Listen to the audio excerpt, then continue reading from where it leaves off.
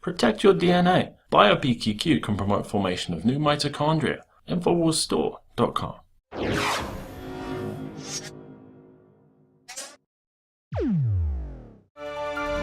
Well, a new city ordinance that went into effect January 1st, 2015 will make it impossible for Austin drivers to do anything lest they be deemed distracted drivers. So joining me in studio is one of the top DWI attorneys in the country, Jamie Balagia. Now, you're here to talk with me about this city ordinance as well as some other things.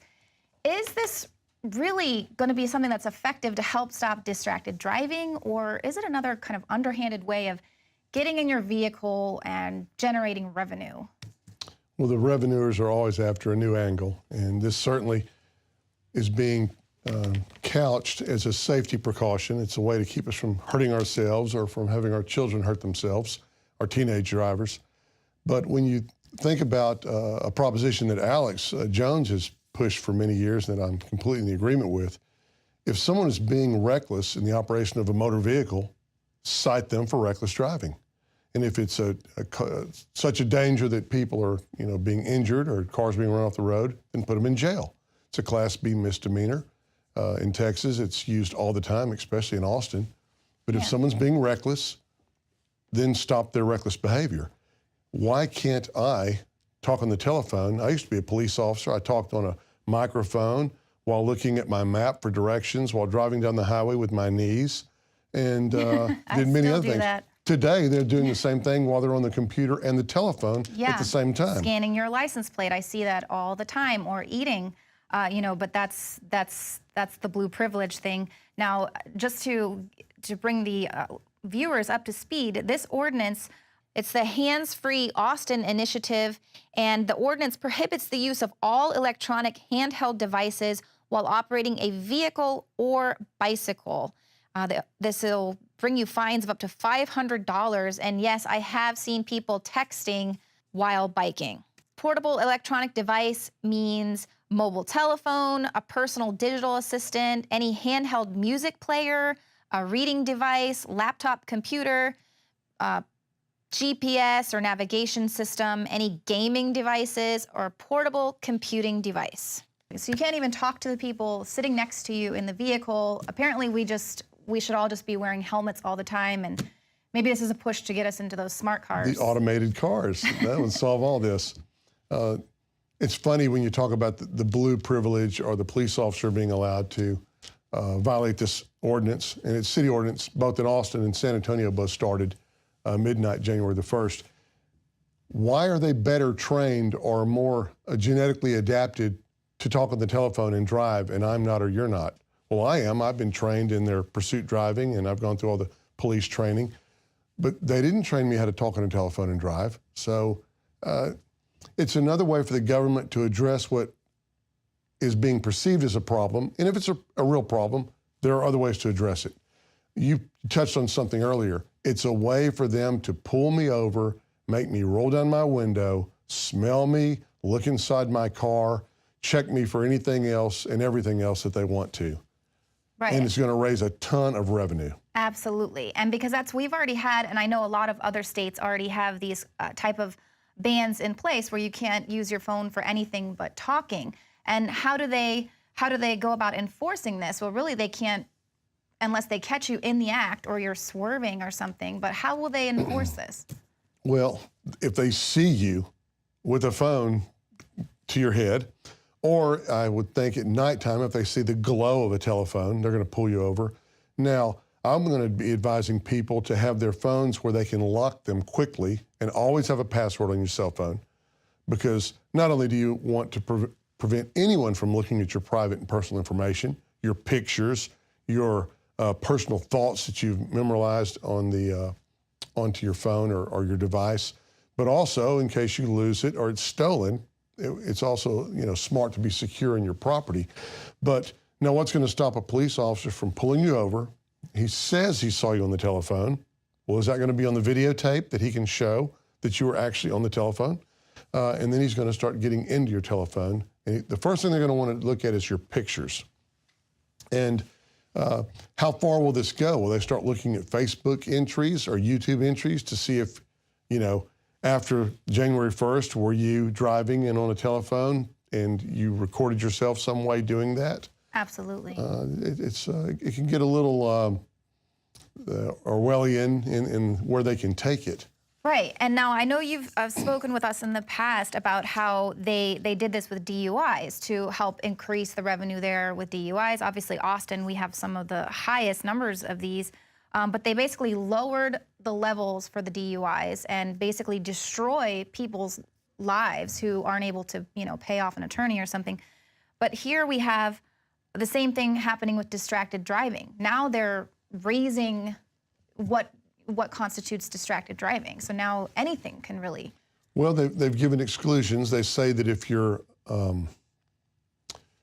navigational system is attached or affixed, then that is an exception or an exemption.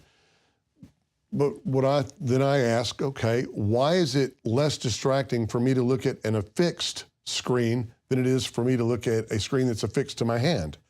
I actually can move it around better and glance up, and actually it would be safer, I would think. And then the other question begs, when are they going to stop? Will they then have to eliminate that exemption because we're still having accidents or reckless driving scenarios? Right. Well, it'll just going to be banning people from driving altogether.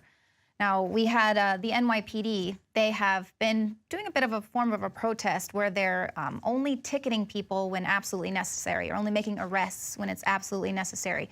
Initially, first, it was a call by the union for safety, having 2 units out. But now it has come about that it is also a form of protest, basically saying, well, if you're not going to support us, then we're not going to support you financially by giving out these arbitrary tickets. That's taken it down 66%.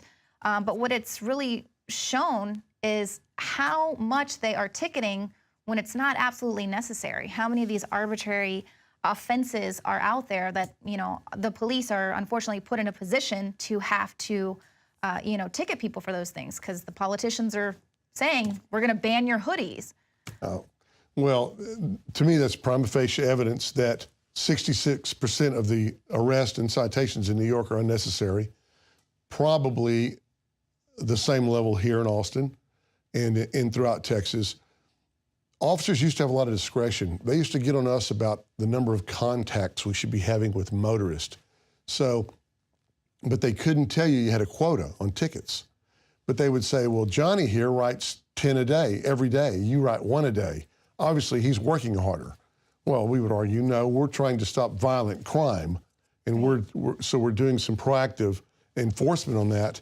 But if you want your contacts, okay, I'll get them. I'd come in with 10 warning tickets, and my sergeant would turn red, just beat red, because I was getting my contacts, but I was not bringing in revenue for the city.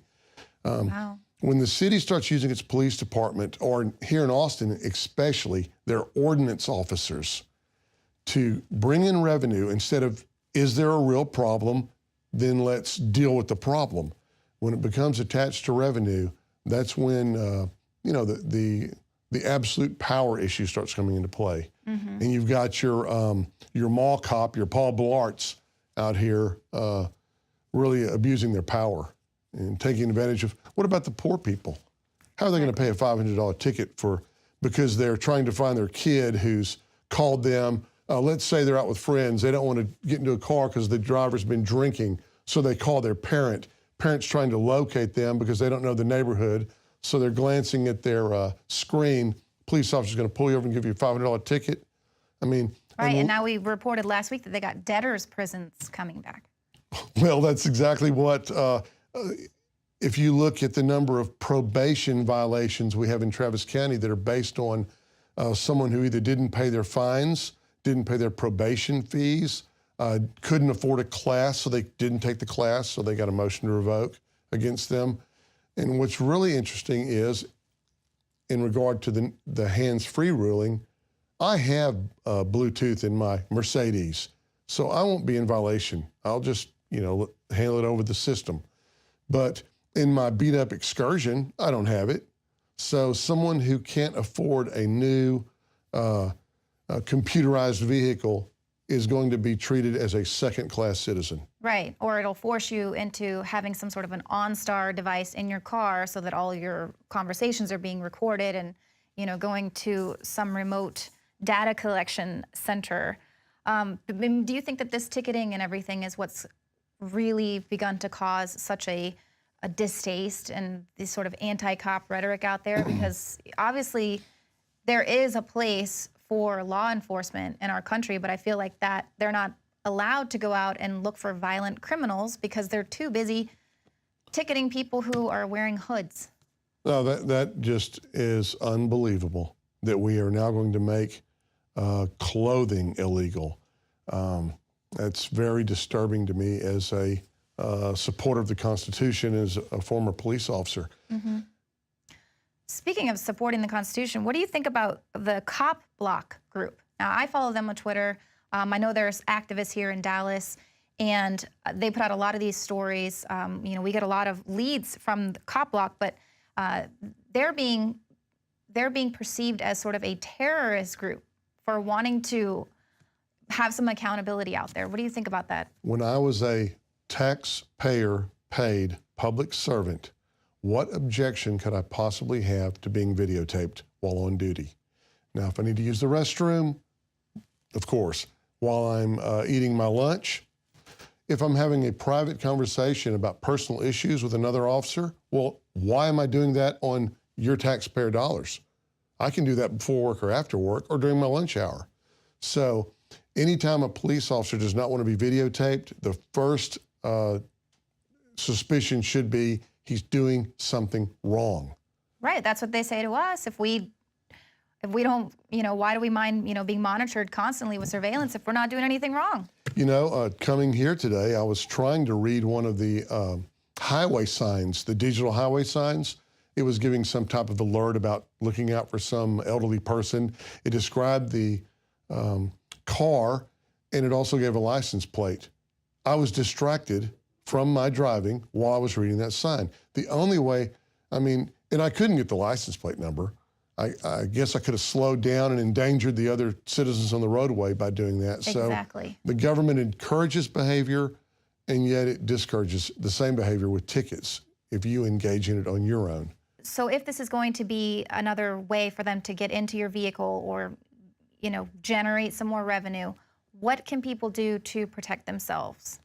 Well, and my response to that begs the question, if they want me to not utilize my phone or my personal device, what do I do with it while I'm driving? Am I supposed to put it in the glove box, in the console, away from my body, in my pocket, whatever? If I do that, then I don't have it readily available to record the police officer when he pulls me over. Every citizen, if they have a device that is capable of doing so, should record either audio, video, I prefer both, the whole stop. If the police officer objects to you having the camera pointed at him, you can still set it down so the audio is capable of recording. But actually, if I walk up as a police officer to you on a traffic stop and you have your phone on video and your light should come on at night, or in the daytime I can see you, I know it's not a handgun. Handguns don't have flashlights shining off of them, and you know they're shaped differently from cell phones.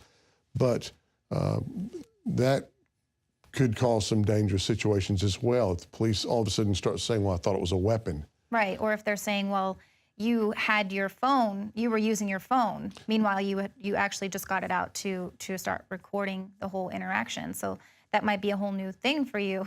Yes, and if you tell them, no, I just turned it on because I want to record what's going on here, they may say, well, then let me look at it to make sure I can check your phone call log to see if you were on the phone or not while you've been driving. Or they'll start asking you questions, perhaps, when they come up, where have you been? Where are you going to? Well, I've been, you know, in Austin, North Austin, I'm headed to South Austin. You just stop anywhere? No, I've been on I-35. I want to see your phone to see if you've been using it during that 20-minute time span. Where's it going to go? I always say that once you open the door to police power and close the door on the Constitution, they never give that power back to us. Yeah, absolutely. They'll just keep taking it a little bit further. And that's the thing that's so scary. I mean, it can be very intimidating to try and assert your constitutional rights. Obviously, when you start recording, they're going to instantly be aggravated with you, agitated with you. I mean, I was threatened to be tased by a police officer if I didn't just, shut up and do what he said. And I was like crying. I'm like, oh, you're violating my Fourth Amendment right now. And that just made him so angry. And they were like, I'm going to tase you. Well, So in your it's mind, frightening. which is more frightening? You wearing a hoodie or me in a police uniform with my gun pointed at you as I approach you on a traffic stop because you're on your telephone?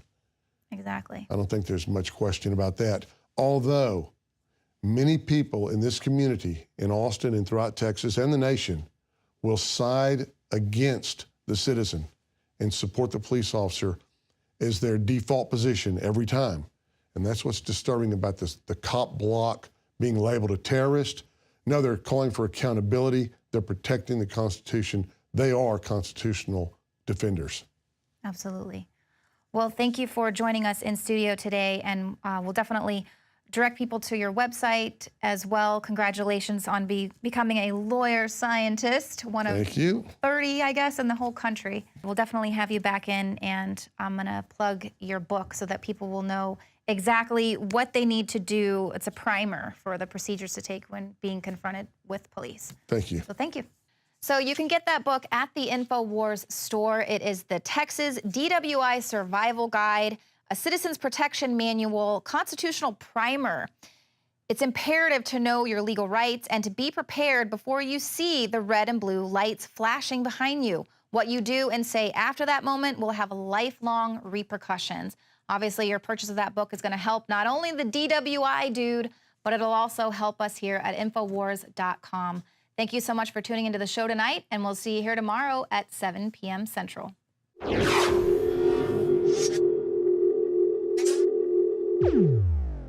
The Molon Lave Silver Coin, certified by the Provident Mint. This 1-ounce silver round is 0.999% fine silver, inspired by the legendary Spartan king Leonidas and his refusal to lay down arms in defiance of Emperor Xerxes. Molon Lave, that's Greek for come and take it. This is available now at InfoWarsStore.com. Act now as supplies are limited. And don't forget, free shipping and a free gift. That's InfoWarsStore.com. You are watching the Infowars Nightly News, which airs 7 p.m. Central at InfoWarsNews.com. And your support is helping us defend liberty worldwide.